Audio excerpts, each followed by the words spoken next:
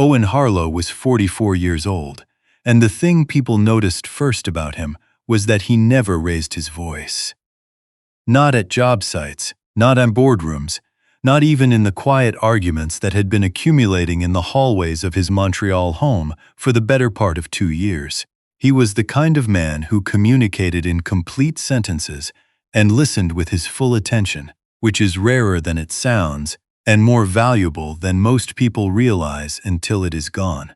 He had built Harlow Structural, a mid-sized civil engineering consultancy, from a borrowed office above a Vietnamese restaurant on Saint Laurent Boulevard, into a firm with 12 employees, 3 government contracts, and a reputation in Quebec's infrastructure sector that took 11 years to earn and could not be bought. He drove a 10-year-old Subaru with a cracked rear bumper he kept meaning to fix. He made his own lunches. He called his mother on Sundays. None of that was what his wife saw when she looked at him anymore. What Isabeau Fontaine saw, and she had been looking at him differently for longer than she admitted to herself, was a man who came home smelling like concrete and blueprints, while her world had suddenly become something else entirely. Something with 7 zeros. What Isabeau did not know, because she had been too busy planning her next chapter to read the documents her own father had filed, was that the $18 million she believed she had just inherited was not simply hers. It was structurally encumbered, and the man she had just asked to leave the house was the only person on the planet with the legal authority to release it. If you have ever poured yourself quietly into someone who looked right through you, this one is going to matter. Montreal, Quebec. A Thursday evening in late November. The kind of cold that arrives not gradually but all at once, the way certain realizations do. Owen had been on site in Laval since 7 that morning, overseeing a foundation remediation on a city contract that had been mismanaged before his firm inherited it. The kind of work that requires patience and a willingness to solve other people's problems without complaining about the fact that they are other people's problems. He was good at that. He had always been good at that. He drove home on the 15 with the radio off, thinking about load calculations and a phone call he needed to return to the city inspector before Friday. He had a bag of groceries on the passenger seat. He had been planning to make tourtière that weekend, the recipe from his father's side, the one that required 3 hours and a specific ratio of beef to pork that he had memorized at 12 years old. He was thinking about the recipe when he turned onto their street in Outremont and saw the 2 duffel bags sitting on the porch steps in the dark. He sat in the car for a moment with the engine running. Then he turned it off, got out, and walked up the front steps. His old leather travel bag, the one he had carried on every work trip since 2009, had tipped sideways and come open at the top. His grandfather's compass, a brass nautical piece, the kind that needed to be wound like a clock, had slid out and was lying face down on the frozen concrete. He crouched and picked it up, turned it over. The crystal was intact, good. The front door opened before he reached for it. Isabeau stood in the doorway in a silk blouse he had not seen before, hair pinned up, earrings catching the porch light. She was 40 years old, and she had always carried herself with a particular composed authority that he had once found compelling. Now that same composure had sharpened into something harder and aimed directly at him. Owen. She said his name the way you say the name of a chapter you have finished reading. I had Dominic move your things down. I think it is cleaner if you stay somewhere else for now. He looked at her steadily. Isabeau. He said it once, quietly. You want to think about this. There is nothing to think about. Her voice was even, almost gentle, the way someone is gentle when they no longer need anything from you. My father left me $18 million. The house, the portfolio, the commercial properties, everything. She paused. This is a different situation now. We are not in the same position anymore. Owen did not move. He said nothing. You are still doing municipal contracts in Laval, she said. And I am trying to figure out what to do with an $18 million estate. She looked at him, not unkindly, which was somehow the worst part. It does not make sense anymore. Is this what you want? He asked. She stepped back into the warmth of the house. Yes, she said simply, it is. The door closed. The deadbolt turned with a clean final click. Owen stood on the porch in the November cold. The wind came off the mountain and moved through his jacket. He looked down at the compass in his palm, turned it once the way he always did when he needed to orient himself, and watched the needle settle. Then he smiled. A small, quiet thing, mostly internal. The kind of expression that belongs to a man who has been watching a situation develop for a very long time and has prepared accordingly. Because Isabeau had just announced herself the owner of $18 million. What she had not done in any of the months she had spent planning this moment was read the full trust document that her father had filed with a notary in Westmount 14 months ago. Specifically, she had not read Schedule B, which described in precise legal language the debt structure embedded in the estate, or Schedule D, which identified the sole creditor of that debt. The man standing on her porch holding a brass compass.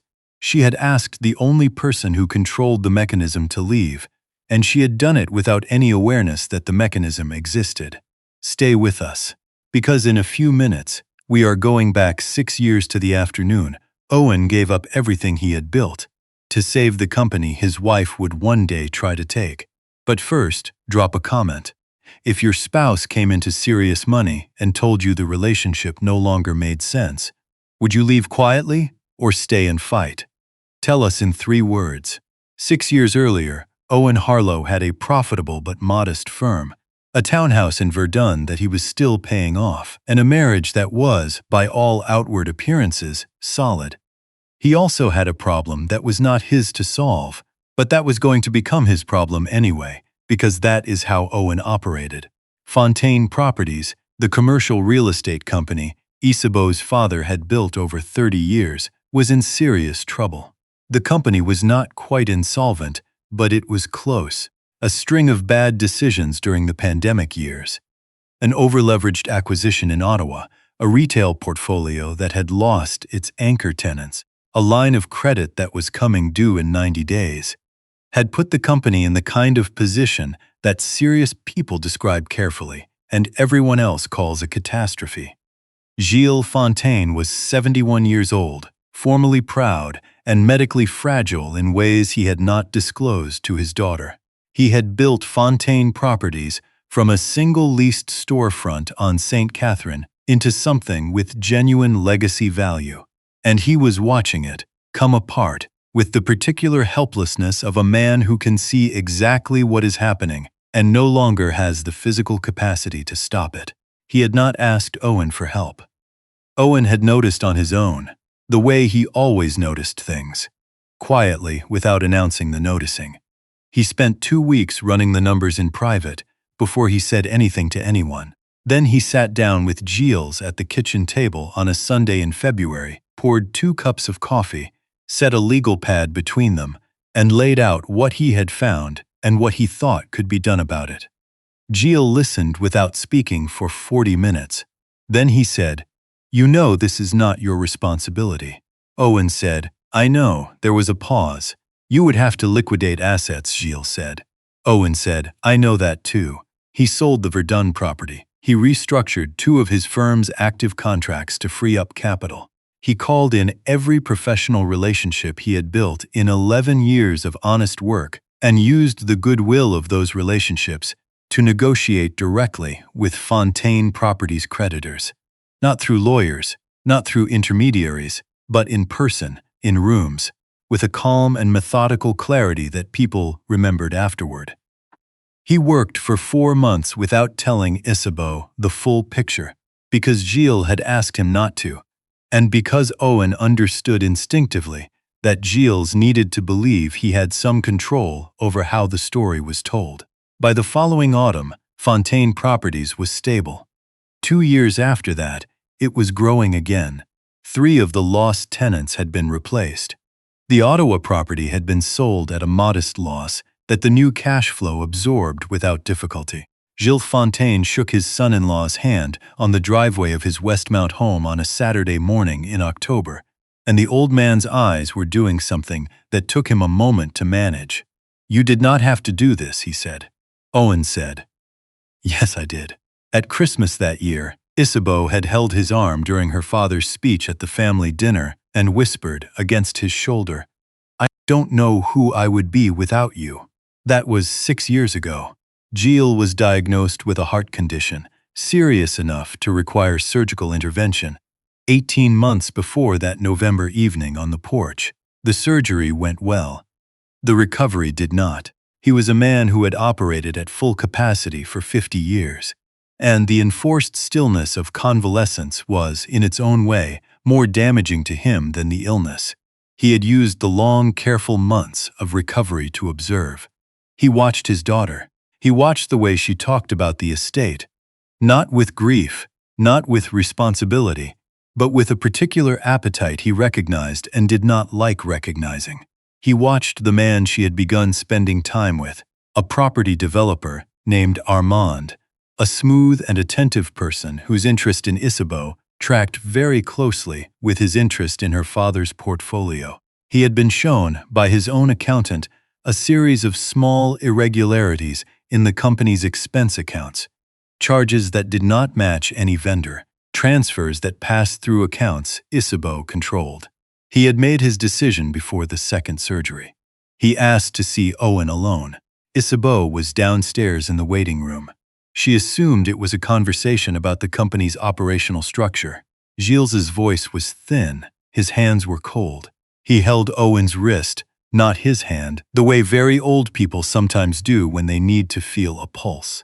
"Owen, I am going to tell you something that I need you to hear completely before you say a word." Owen sat. He listened. What Gilles described was this: he had restructured the entire estate. Every asset, the residential properties, the commercial portfolio, the investment accounts, had been transferred into a private irrevocable trust administered through a Westmount notarial office. The trust carried, built into its legal structure, a matching debt obligation, $18 million in assets, $18 million in secured debt. The sole beneficiary of the trust was Isabeau. The sole creditor, the only person with legal authority to call the debt, to release it, or to hold it, was Owen. Owen was quiet for a long time after Gilles finished speaking. He is her father. Isabeau's voice is in there somewhere in his silence. "That is your daughter." "She is," Gilles said, "and I love her. But I have spent 30 years learning that love and clear-sightedness are not the same thing." He tightened his grip on Owen's wrist. "Do not act until she acts. When she makes the choice I am afraid she will make, because I know her, and I know what she has been telling herself, you will know what to do." Owen looked at the old man for a long time. "Yes, sir," he said. "I understand you." Gilles died 8 weeks later, a small private service at Saint-Viateur. Owen spoke briefly. He was the only one who did not cry, not because he was not grieving, but because he was the person everyone else was leaning on, and he understood that was his function. 4 months after the funeral, Owen's mother, Laurette, 68 years old, sharp as a tack, with the particular perceptiveness of a woman who has spent decades paying attention to things other people dismiss as detail, called him on a Wednesday evening. She had been at dinner in the plateau with her reading group. She had walked past a restaurant on Rachel Street on her way to the metro, and seen, through the glass, Isabeau and Armand at a corner table. She described what she saw with the economy of language that comes from wanting to say the thing clearly and not make it bigger than it is. "I think you know what I saw," she said. "I think I do," Owen said. He was in his car in the parking structure of the Laval site. It was late. His coffee was cold. There was a pause on the line. "Ça fait longtemps?" she asked quietly. "Has it been long?" "Long enough," he said. He called an attorney the next morning. Her name was Dr. Cressida Van, and she ran a forensic financial law practice out of a converted Victorian on Sherbrooke Street West. She had short gray hair, reading glasses on a chain, and the contained energy of someone who has seen every variety of financial misconduct and is interested exclusively in documentation.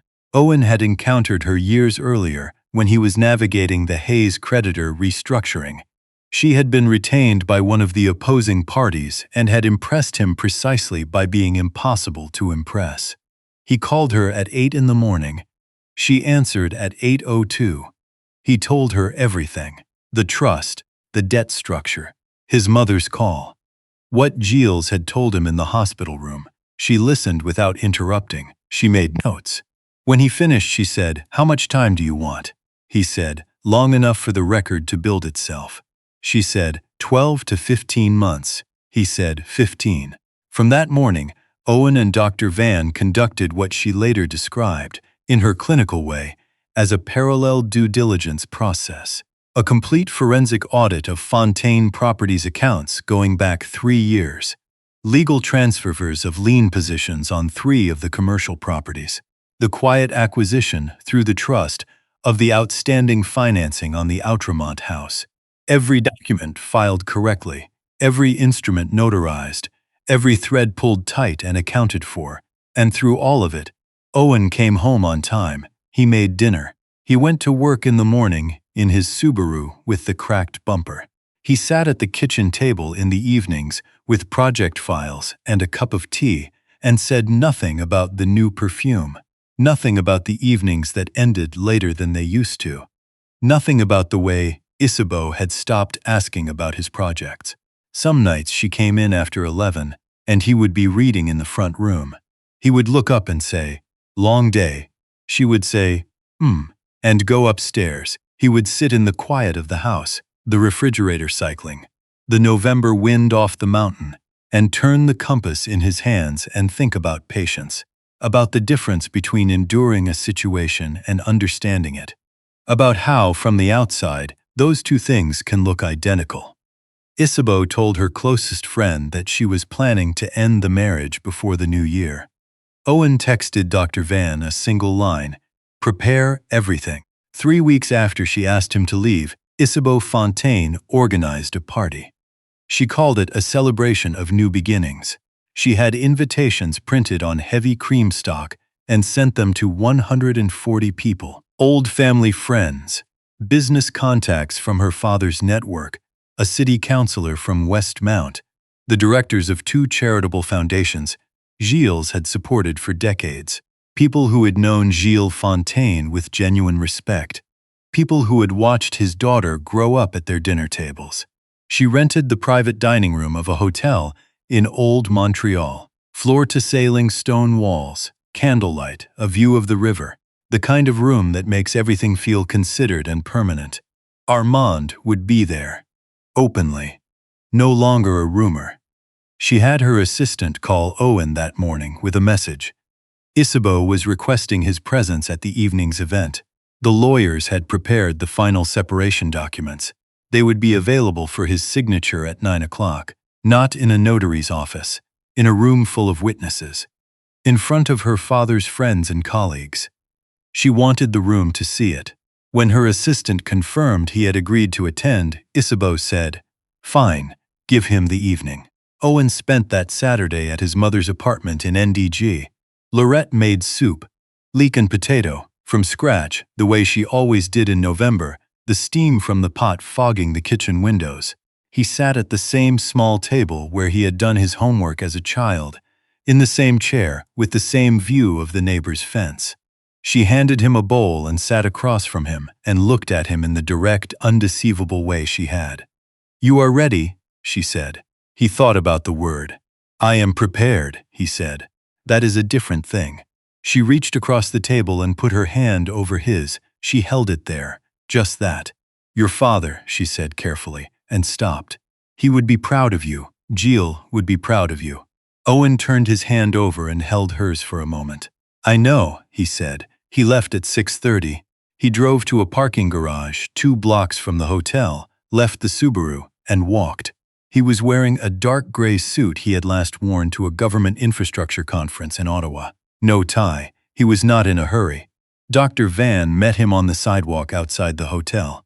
She was wearing her standard dark coat, carrying a briefcase that was, at this point, approximately 3 centimeters thick with organized, notarized documentation. She had coordinated the evening's logistics with the precision she applied to everything, including Owen would later learn two arrangements with hotel security that she had put in place that afternoon without mentioning it to him. She looked at him when he arrived. Exactly on time.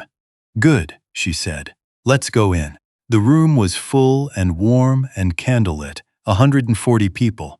The kind of gathering that hums with the polished ease of people who have known each other a long time. Owen moved through it the way he moved through job sites, steady, observant, giving nothing away. He felt the room notice him. Conversations paused.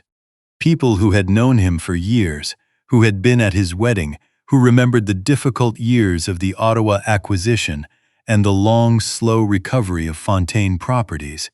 Those people watched him cross the room, and their expressions shifted through several things before settling. Isabeau saw him from across the room. Something moved through her face quickly before she composed it. She crossed toward him, Armand a half-step behind. "You came," she said. Her voice was light, performed for the room. "You asked me to," Owen said. She gestured toward a table near the center of the room where a document envelope sat between two candle arrangements. "The papers are there. It will take 10 minutes. "Before anything else tonight," Owen said, his voice low, carrying only between the three of them. "I want to ask you something." She lifted her chin. "You have told everyone here that you inherited $18 million. He held her gaze. "Do you understand what that 18 million actually is?" The room had grown quieter around them. Rooms do that. When something real is arriving. Isabeau gave a short, certain laugh. "It is my father's estate," she said. "He left it to me." Owen held her gaze for one more second. Then he nodded at Dr. Van. Dr. Van set the briefcase on the edge of the table, opened it without performance, and began placing documents, cleanly tabbed, professionally bound, across the white linen cloth. She spoke without preamble. The Fontaine estate, totaling approximately $18 million in assets, was restructured 15 months ago into a private irrevocable trust registered with a notarial office in Westmount.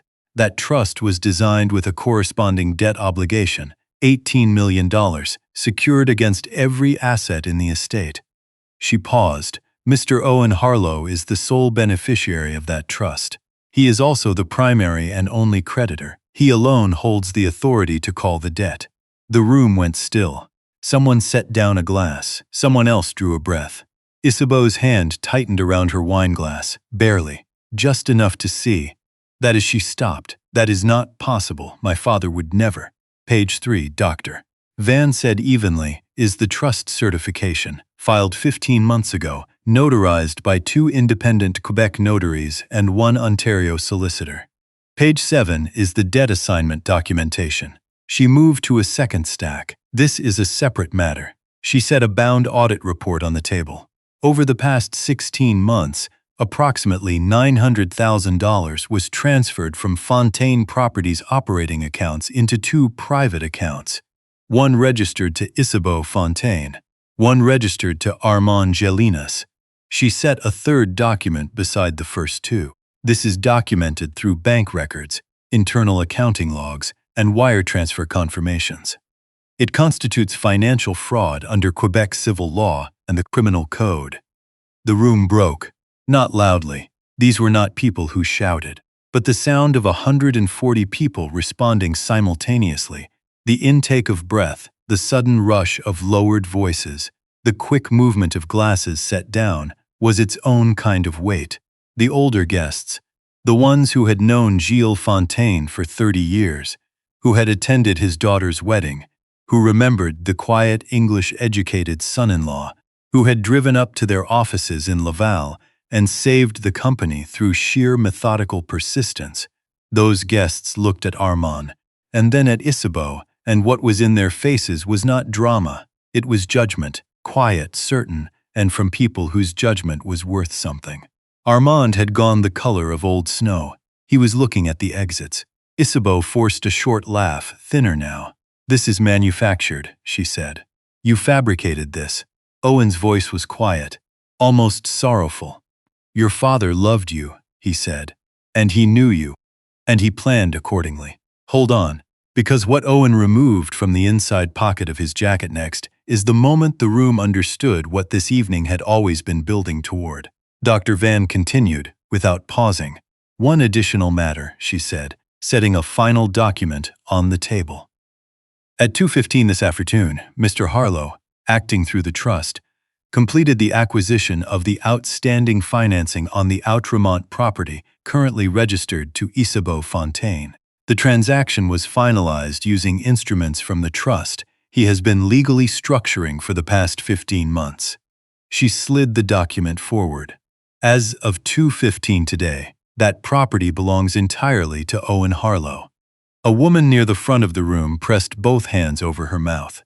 The house Isabeau had been standing in 3 weeks ago, with her new earrings and her composed fury, when she had told him they were no longer in the same position. When she had turned the deadbolt with a click that she had meant to sound final. He had owned it since mid-afternoon. He had owned it while she was at the salon having her hair done for this party.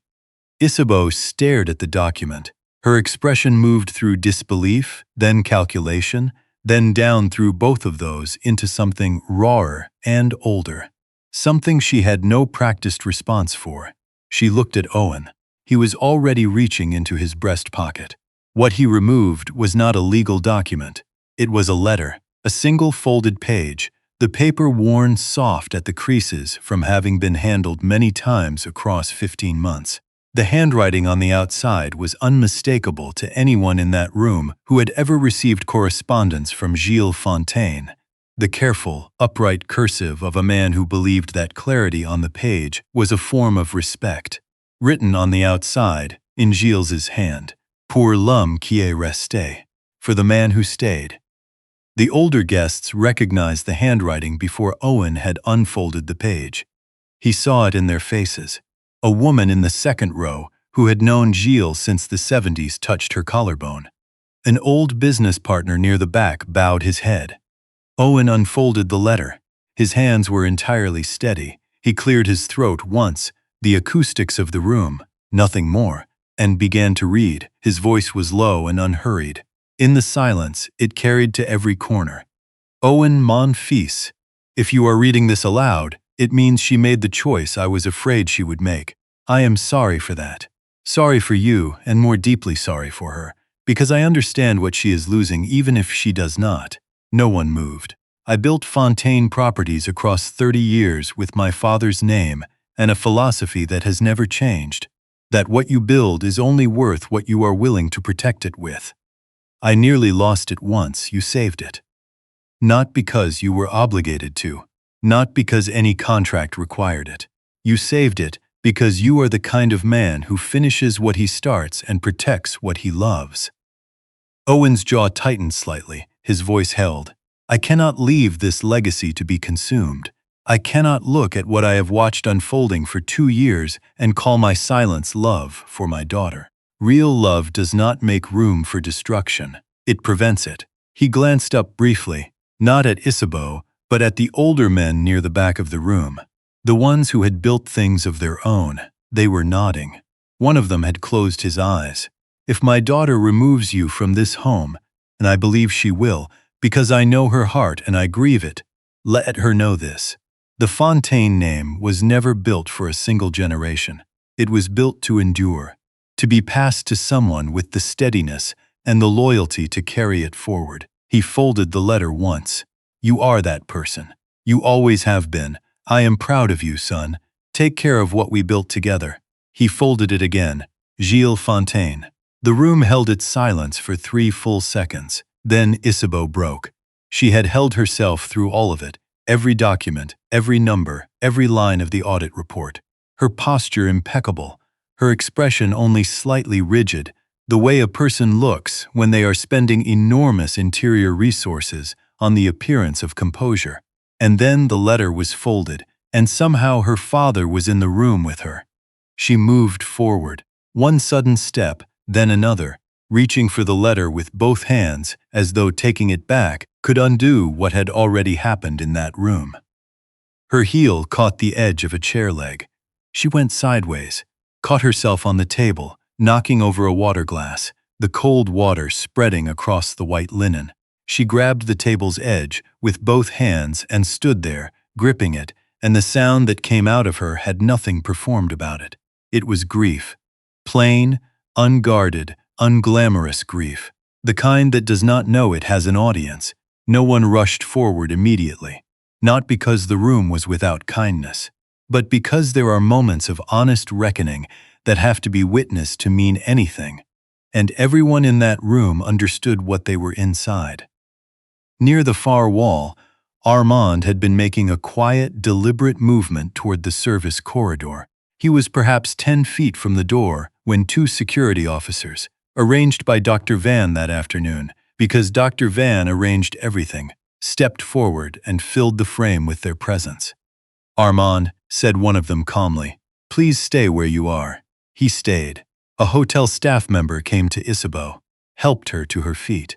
She was past the point of controlling herself, her makeup streaked, her hair coming loose, the careful construction of the evening dissolving entirely. She looked across the room at Owen. She was looking for something in his face. Anger, perhaps, or the satisfaction of a man who has won and wants the other person to feel it completely. She did not find those things. What she found was harder to bear than either of them. Sorrow. Genuine, long-worn sorrow. The quiet grief of a man who had loved his wife faithfully for 14 years, who had watched her choose differently over and over across 18 months, and who had not enjoyed a single moment of being right about where it was heading. "You hid all of this from me," she said. Her voice had nothing left in it that was not real. "No," Owen said gently. "I did not hide it. I prepared for it. Those are 2 different things." He held the letter for a moment. "I did not do this for revenge, Isabeau. Your father asked me to protect what he built. That is what I did. Nothing more." He looked at her for the last time. The long, honest look of a man completing a farewell he had already privately made. Then he nodded at Dr. Van. She was already on the phone. The security officers walked Isabeau and Armand out through the side corridor. The room breathed again. The candles burned on, indifferent and steady. Owen stood at the center of it and felt, for the first time in 15 months, the particular quiet of a thing finished. The legal proceedings moved quickly when the documentation is airtight, and the opposing side has nothing coherent to argue. Dr. Van filed the civil fraud complaint the Monday morning following the party. The forensic audit had been in final form for 3 weeks, 19 exhibit folders, cross-referenced, notarized, comprehensive, bank records, transfer confirmations, accounting logs going back 36 months, $900,000 moved in careful increments, methodically sized to evade standard review thresholds. Patient work, not patient enough. The Quebec court issued its judgment 7 weeks later. Isabeau Fontaine and Armand Gélinas were ordered jointly to repay the full $900,000 plus statutory interest, legal costs, and applicable penalties within 60 days. Failure to comply would trigger criminal prosecution. The forensic record left no viable basis for appeal. Armand retained a criminal defense attorney the morning after the party. By the time the judgment came down, his development firm had lost 2 investors and a municipal contract. He sold his condo in Griffintown and moved into a furnished rental in the West Island. His name, which had opened certain doors in Montreal's property sector, no longer did. Isabeau paid. It required selling things, the car she had purchased 3 months after her father's funeral, the wardrobe she had assembled on the company account, across 18 months, sold through a Westmount consignment shop where she had previously been a customer, a watch, a French designer piece she had acquired with a Fontaine Properties corporate card, appraised and sold to an estate buyer on Sherbrooke Street West. It covered a fraction of what she owed. She moved into a 2-bedroom apartment in Côte des Neiges, a sensible building, a reasonable neighborhood, nothing objectively wrong with it. The kind of apartment she would not have considered looking at 18 months ago. The separation was finalized through lawyers. Owen signed on a Thursday afternoon in Dr. Van's office, at the same long table where they had first mapped everything out 15 months earlier. He used a plain blue pen. He set it down, looked across the table at Dr. Van. "Thank you," he said. She looked at him over her reading glasses.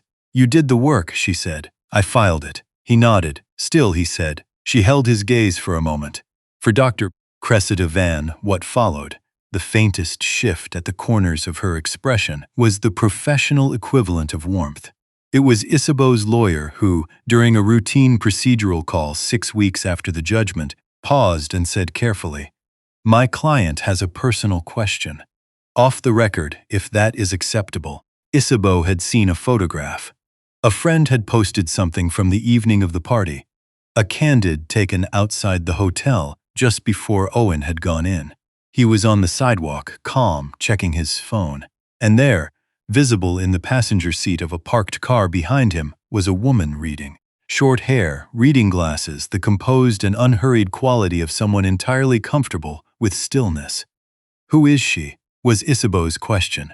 Her name was Dr. Marguerite Aussi, 46 years old. She had a clinical psychology practice on Côte St. Catherine Road, a laugh she deployed with accuracy rather than frequency, and the particular steadiness that comes from spending years in rooms where honesty is the only tool that works. She spoke English, French, and enough Twi to make her father smile. She and Owen had met 5 years ago at a fundraiser for a youth mental health initiative in Point St. Charles. Owen had donated the structural consultancy for a new community center on the site.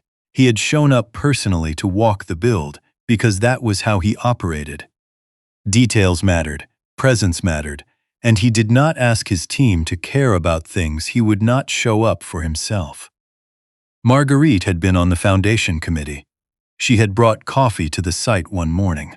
They had talked for 45 minutes about the physics of load distribution and about what it takes, psychologically, for a neighborhood to trust a new institution.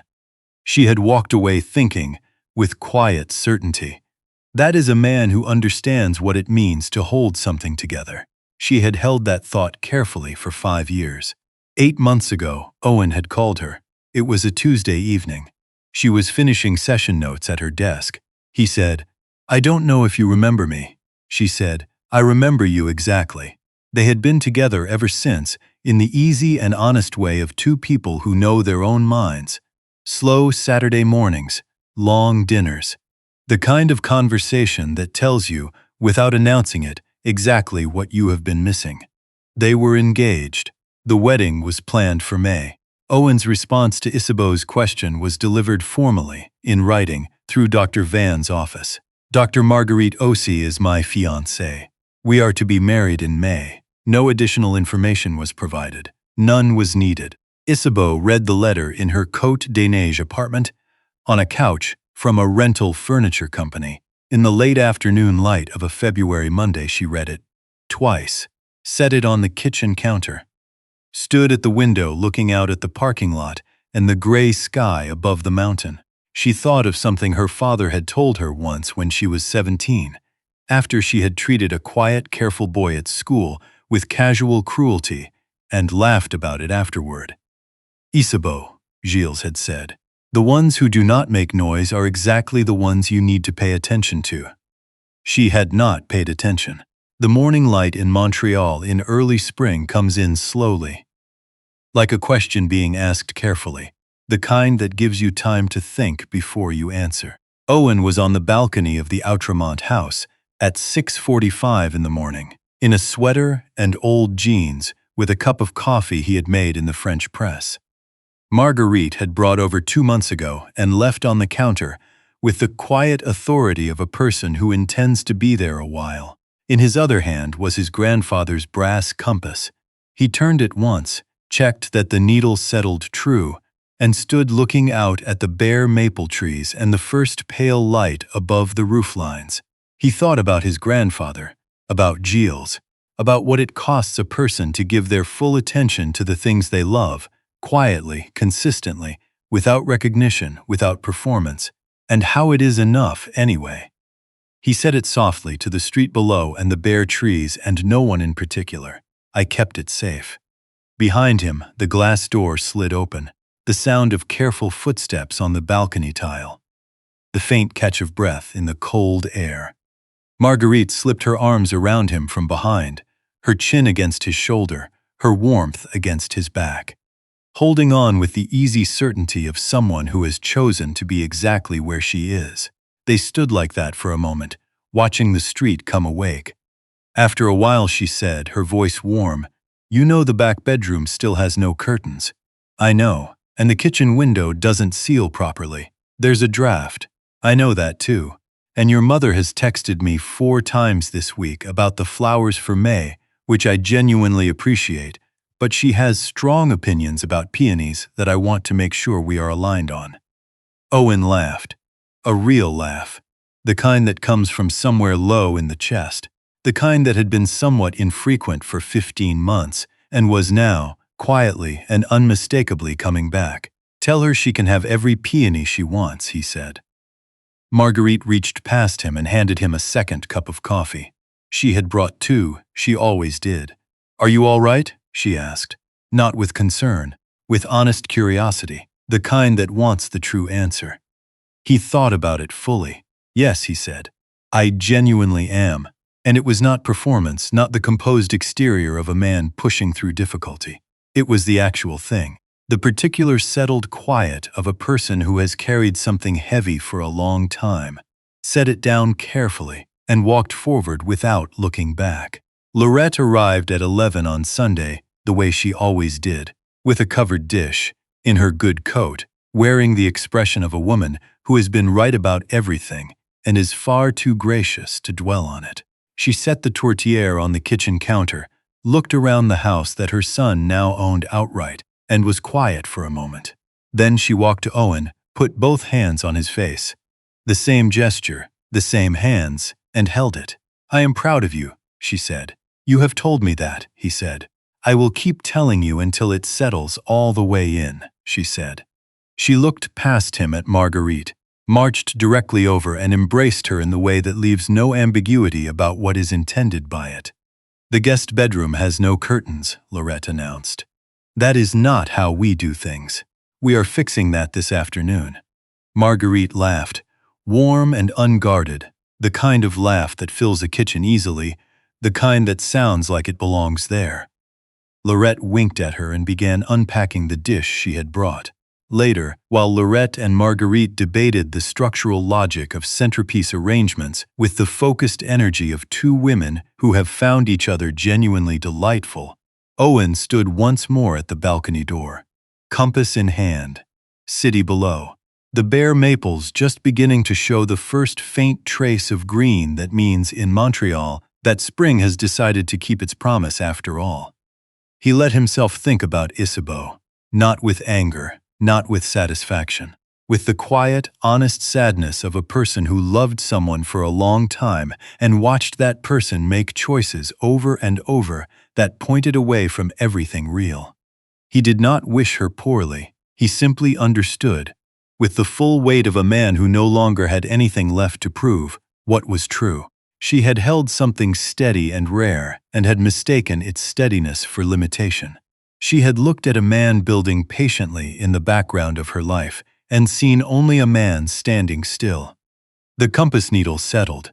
True north, where it always pointed. He tucked it into his pocket, turned from the window, and went inside to join his family. There are 3 things this story leaves behind, and they are worth keeping somewhere close. The first, before you sign anything, a deed, a trust document, an estate transfer, even a letter of intent, read it yourself. All of it. Isabeau inherited $18 million and never once asked what structure it was built on.